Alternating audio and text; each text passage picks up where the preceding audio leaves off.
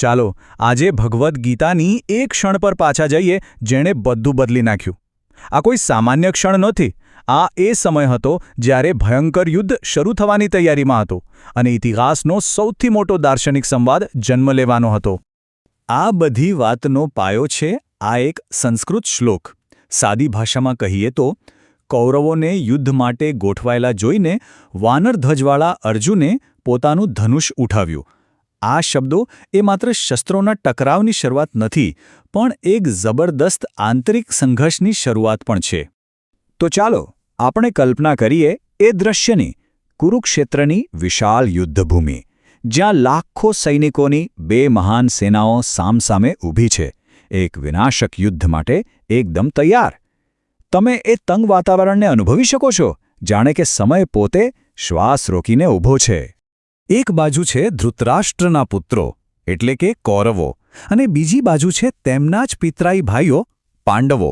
આ કોઈ બે દેશો વચ્ચેનું યુદ્ધ નહોતું, આ તો એક જ પરિવારના ભાઈઓ વચ્ચેનો સંઘર્ષ હતો. એક ક્ષણ જેમાં એક આખું સામ્રાજ્ય બે ભાગમાં વહેંચાઈ ગયું હતું. હવે આટલા મોટા યુદ્ધના મેદાનમાંથી ચાલો આપણું ધ્યાન લાવીએ એ વ્યક્તિ પર, જે આ ક્ષણના કેન્દ્રમાં છે, અર્જુન. એ માત્ર એક યોદ્ધો નથી, પણ આખી ઘટનાનો મુખ્ય આધારસ્તંભ છે. પાંડુપુત્ર અર્જુન પોતાના રથ પર ઊભો છે અને સામેની સેનાને બહુ ધ્યાનથી જોઈ રહ્યો છે. અહીં એને માત્ર એક યોદ્ધા તરીકે નહીં, પણ એક નિરીક્ષક તરીકે બતાવવામાં આવ્યો છે. અને આ નજર જ એના મનમાં ઉઠવાવાળા તોફાનનો પહેલો સંકેત છે.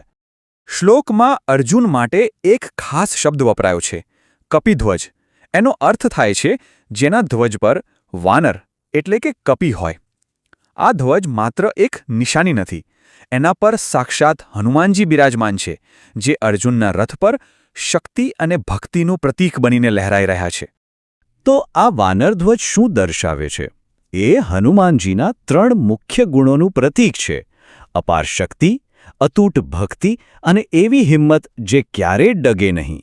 આનો સીધો મતલબ એ હતો કે અર્જુન યુદ્ધના મેદાનમાં એકલો નથી, તેની સાથે દૈવી શક્તિ અને રક્ષણ પણ છે. અને હવે વાર્તાએ નિર્ણાયક ક્ષણ પર આવીને ઊભી છે. એક એવી ક્રિયા જે બતાવે છે કે બસ હવે પાછા વળવાનો કોઈ રસ્તો બચ્યો નથી. યુદ્ધ હવે નક્કી છે. વાતાવરણમાં તણાવ એકદમ ચરમસીમાએ છે. થોડી જ વારમાં તલવારોના અવાજ ગુંજવાના છે. દરેક શ્વાસ સાથે મહાવિનાશ નજીક આવી રહ્યો હતો. યુદ્ધ હવે ટાળી શકાય એમ નહોતું. અને બરાબર એ જ ક્ષણે અર્જુન પોતાનું વિશ્વ પ્રસિદ્ધ ગાંડીવ ધનુષ હાથમાં લે છે અને ઉઠાવે છે.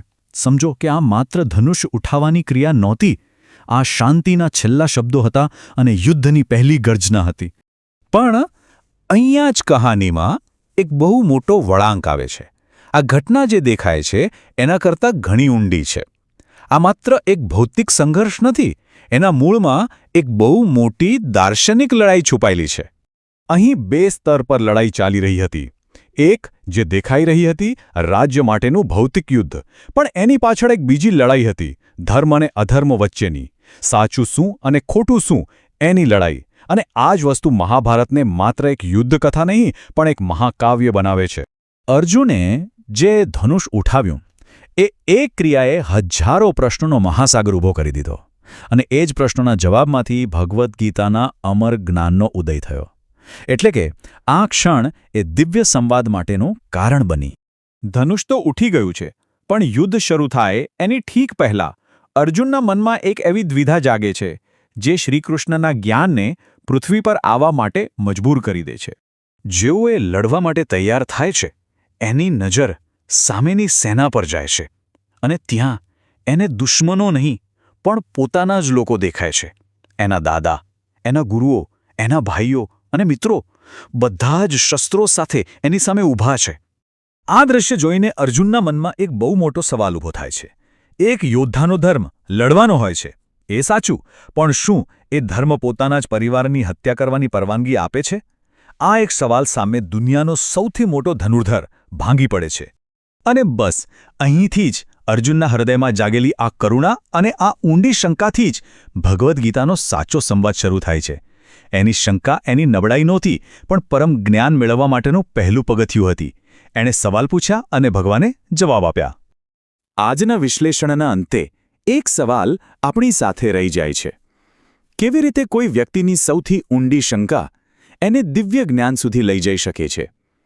આ આપણને વિચારવા મજબૂર કરે છે કે કદાચ જીવનના સૌથી મોટા જવાબો સૌથી મુશ્કેલ અને ઊંડા સવાલોમાંથી જ જન્મ લે છે.